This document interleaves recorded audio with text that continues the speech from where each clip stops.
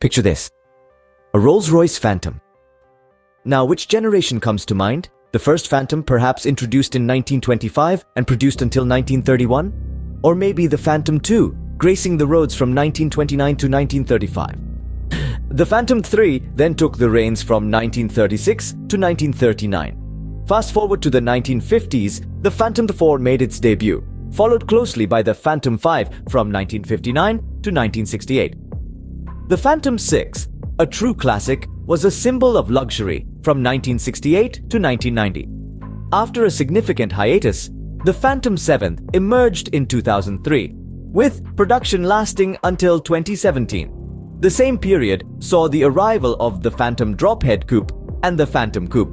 And now, we're in the era of the Phantom 8, the pinnacle of sophistication since 2017. Such is the lineage of the Rolls-Royce Phantom, a timeless marvel of luxury and elegance.